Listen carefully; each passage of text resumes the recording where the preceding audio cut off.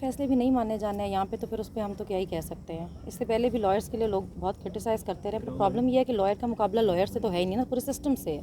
अगर ये तो आप जजेस के देखने वाला काम है, उन्होंने सुप्रीम कोर्ट के जजेस और उनका फैसला ना माना जा रहा हो तो फिर तो ये उन्होंने देखना है ना, पार्टी ने क्या देखना। इसके अलावा सुप्रीम कोर्ट के तो बाकी फैसलों के हवाले से पार्लियामान अपनी कानून साजी भी कर रही है बाकी चीज़ों पे, तो क्या इलेक्शन एक्ट जिस तरह है तो आपकी नशस्तें छीन ली जाती हैं, आपको कुछ नहीं मिलता, तो इसके लिए सियासी हिकमत अमली क्या होगी? देखिए, हमारा तो उन्होंने सीट्स वैसे भी छीनी हुई है सारे फॉर्म 45 पे हमारे पीटीआई के लोग जीते हैं, उन्होंने फॉर्म 47 पे उन्होंने सारा अपनी मर्ज़ी से लोगों को दिए, पर आवाम सारी असलियत जानती है ना, लोगों को पता है लोगों ने जिनको वोट दिए हैं, हमें भी पता है, इनको भी असलियत पता है। ज़बरदस्ती तो कहीं कितनी देरी बैठ सकते हैं आप, इसलिए तो मुल्क के जो हालात हैं आप देख लें, ज़बरदस्ती बैठे हुए हैं। ज़बरदस्ती आप अगर रिजर्व सीट्स भी छीन लेंगे तो क्या ही फ़ायदा होगा उनका, सबको पता है किसकी हैं। गोंदल आप करें सवाल। मैडम बताइएगा, आप मीडिया पर बयान देने से बहुत ग्रेस करती हैं। जब से आप जेल में कैदोबंद सलासल थी, उसके बाद से हम देख रहे हैं कि आप लाइक अपने वकील के अलावा बात नहीं करती। नहीं, ऐसा बिल्कुल भी नहीं है कि मैं अपने वकील के अलावा बात नहीं करती, मगर मैंने अपना पहला इंटरव्यू जो प्रॉमिस किया हुआ है अपने लॉयर से ही, अली इशफाक से, तो जब तक अभी क्योंकि वो 9th मई के ही सारे केसेस में बिजी हैं, तो जब तक वो फ्री नहीं होते, मैं उनको इंटरव्यू नहीं मेरा हो जाता उनके साथ, तो तब तक मैं बाउंड किसी और को इंटरव्यू नहीं दे सकती। वरना मैं जब जाती हूँ इधर कोर्ट में इधर उधर, तो वहाँ मीडिया टॉक वगैरह हो जाती है, एक्सक्लूसिव इंटरव्यू में किसी को नहीं देती। 9 मई जो है वो एक बार फिर से अंडर डिस्कशन है, और अब जोड़ा जा रहा है कि फ़ौज के अंदर से कुछ मिलिट्री अफसरान थे जो पीटीआई को फैसिलिटेट कर रहे थे और बता रहे थे कि वर्कर्स इस तरफ जाएं, यहाँ पे ये चीज़ है, इस तरह होना चाहिए। फैज़ हमीद साहब का भी और बाकी जो मिलिट्री अफसरान हैं उनका कोर्ट मार्शल हो रहा है। ऐसा लग रहा है कि ये खान साहब की तरफ भी मिलिट्री ट्रायल की तरफ आने वाले हैं। लेकिन जो बयानिया उन्होंने इतनी मेहनत करके बनाया एक पार्टी को ख़त्म करने के लिए, किसी एक लीडर को ख़त्म करने के लिए, उसको कैसे बेचारे से ख़त्म होने देंगे? किसी एक की सियासत ख़त्म करने के लिए और एक की सियासत बचाने के लिए उन्होंने पूरा बयानिया बनाया, बयानिया 9 मई, तो उसको वैसे ख़त्म तो नहीं होने देंगे, हाथ पाँव तो मारेंगे। अब लोगों ने तो रिजेक्ट कर दिया, 8 फरवरी का जो रिजल्ट था उसने आपके बयानिया 9 मई को तो उठा के फेंका ना बाहर।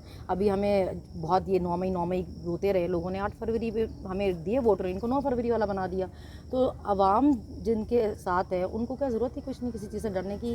खान पे 200 केस बनाए हुए हैं, क्या फ़र्क पड़ता है, लोगों को पता है, वो आज भी लोगों का पसंदीदा लीडर है। मैम ये बताइएगा, मरियम नवाज़ जाती हैं मज़ार इकबाल पे और वहाँ पे कुछ लिखने की कोशिश करती हैं लेकिन लिख नहीं पा रही होती, एक लफ्ज़ को 2-3 दफ़ा वो मरोड़ तरोड़ के और अल्फाज उनसे नहीं बन पा रहे होते। ऐसे लोग जो है वो हमारे जो है ना वज़ीर आलम पंजाब में, आप क्या कहेंगी? तो जिन्होंने उनको मुसल्लत किया उनको देखना चाहिए कैसे लोगों को लेके आए। खान ने तो बहुत पहले बताया था पढ़े लिखे हैं भी नहीं और कोशिश भी नहीं करते, तो जब आप ड्रामा कर रहे होते हैं तो वो पता चलता है ना आपको। फिर एक लाइन भी मैं लिखनी मुश्किल है, मैं देख रही थी वो कह रही थी कि जी मैं अपना एक एक लफ्ज़ खुद लिखती हूँ, तो फिर वो इसीलिए ऐसा लिखा जाता है, वो एक एक खुद लिखती हैं। अच्छा, आलिया से कोई रब्ता, आलिया हमजा से कोई रब्ता है और पंजाब में जाने के लिए क्या मुश्किलात हैं या यहाँ पे क्यों हैं? हाँ, ये बड़ा अच्छा क्वेश्चन है। ऐसे लोगों को लग रहा है मैं बहुत मज़े में यहाँ बैठी हुई हूँ। मैं आज भी हाई कोर्ट गई हुई थी और अपनी प्रोटेक्टिव बेल करा के आई हुई, क्योंकि फ़िलहाल मेरे वारंट्स वगैरह निकले हुए हैं इधर उधर से, और सरगोदा पुलिस का भी कोई तीसरा मियाँ वाली का केस है जिसमें वो अरेस्ट करने के लिए बैठे हुए हैं। तो मतलब अभी मेरा पंजाब जाने में थोड़ा इशू था, लेकिन मैंने अभी प्रोटेक्टिव बेल ली है, तो अब जाऊँगी इंशाल्लाह। और आलिया से रब्ता है मेरा, 14 महीने साथ रहे हैं, तो हमें आदत है एक दूसरे की। आपकी पंजाब में एंट्री के अभी भी जो कुव्वतें खिलाफ हैं, वो क्या पंजाब में सीएम साहिबा हैं या दूसरी तरफ से? मुझे तो लगता है मेरी एंट्री की हर जगह ही कुव्वतें खिलाफ है। ये तो कहीं भी नहीं चाहते मेरी एंट्री हो। मैं जब 13 को भी बाहर निकली हूँ तो बाकी पूरी दुनिया भी निकली हुई थी, मगर वो सिर्फ उन्होंने हमारी गाड़ी पे ही अटैक किया। वो मुझे ही कह रहे थे कि इसको उतारो गाड़ी से। फीमेल पुलिस नहीं थी जो मैं अरेस्ट नहीं हो सकी, जितनी देर में वो फीमेल पुलिस लेने गई उतनी देर में हम निकल गए, नहीं तो मैं फिर से अरेस्ट थी। तो मेरी तो एंट्री को हर जगह बुरी लगती है। इस्लामाबाद में आप सेफ फील कर रही हैं?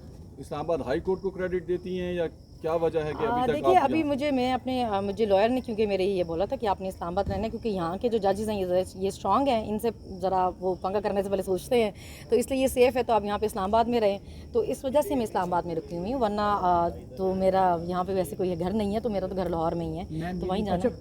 पीटीआई वर्कर का एक बड़ा मुतालबा था कि आपको पंजाब असेंबली में जाना चाहिए कौमी असेंबली की बजाय, वहाँ पर आपकी ज़्यादा अपोजिशन थी। हाँ जी, लेकिन मैं पंजाब ही नहीं जा सकती थी, तो असेंबली क्या जाना था। ये तो वो जुमला बन गया, मैं पंजाब नहीं जाऊँगा। नहीं जाऊँगी, नहीं जा सकती नहीं थी, तो फिर इसलिए यहाँ के लिए आने के लिए हो गया था।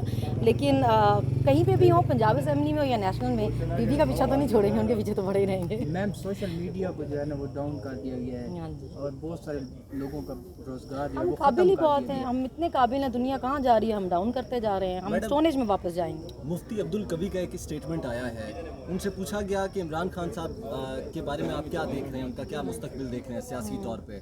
तो उन्होंने अपना एक स्टेटमेंट दिया है कि इंटरव्यू के अंदर उन्होंने कहा कि इमरान खान जब इस दुनिया से रुखसत होंगे तो उनका बहुत बड़ा जनाजा होगा। ये स्टेटमेंट है मुफ्ती अब्दुल कवी साहब का, इस पर कुछ कहना चाहेंगे? फिलहाल तो वो बहुत ज़िंदा रहने वाला है इंशाल्लाह, और बहुत हुकूमत भी करने वाला है, क्योंकि पाकिस्तान को उसकी बहुत ज़रूरत है। वो हमें बहुत मुश्किलों से मिला है। सारा जो मसला है वो यही है कि ये चोर जो थे 30-40 साल से मुसल्लत थे, और इस कौम ने बड़ी मुश्किलों से उनसे जान छुड़ाई है, और इसको इमरान अहमद खान नियाज़ी को लेके आए और ऐसे हम जाने नहीं देते। अभी वो यहीं पर रहने वाला है और हुकूमत भी करने वाला है, वही वज़ीर आज़म होने वाला है। अच्छा, ये बताइएगा कि मरियम नवाज़ साहबा कहती हैं मैं जो पंजाब हुकूमत चला रही हूँ हज़रत उमर फ़ारूक के मॉडल के मुताबिक चला रही हूँ, सही चल रही है हुकूमत उनकी? तो हज़रत उमर फारूक वो तो अपने एक के बजाय दूसरी चादर आ गई थी, तो उन्होंने हिसाब दिया था कहाँ से आई। आप तो अपने फ्लैट्स की रसीदें नहीं दे सके, आप किस मॉडल पे चला रही हैं? आपकी लंदन तो क्या पाकिस्तान में जदादे सारी निकल आई, आप उसका हिसाब नहीं दे सके। इलेक्शन में जब इन्होंने पेपर्स जमा कराए, इनकी 1500 कनाल सिर्फ लाहौर में ज़मीन निकली है।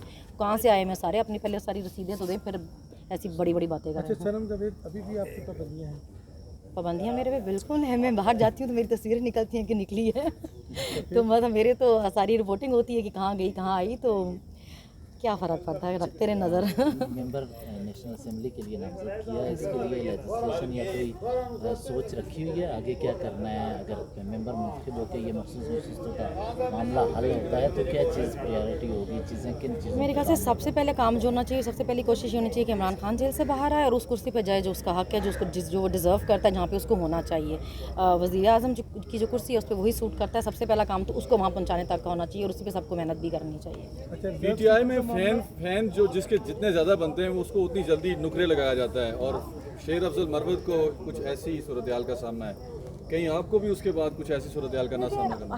हर पार्टी में इस तरह की चीज़ें होती हैं, लोग इनसिक्योर होते हैं। और खान साहब पीटीआई में थोड़ा ज़्यादा है इसलिए क्योंकि लोगों को पता है कि बाप के बाद बेटी, बेटी के बाद उसके बेटी, और उसके बाद उसकी बेटी, और फिर उसके बेटे ने नहीं बनना। जो जितना काबिल होगा उसको उस हिसाब से पार्टी का वो मिल सकता है उसमें, तो इसलिए लोग अपनी तरफ से एफर्ट तो करते हैं। हर किसी को ज़रूरत होती है। Okay, thank you. Thank you.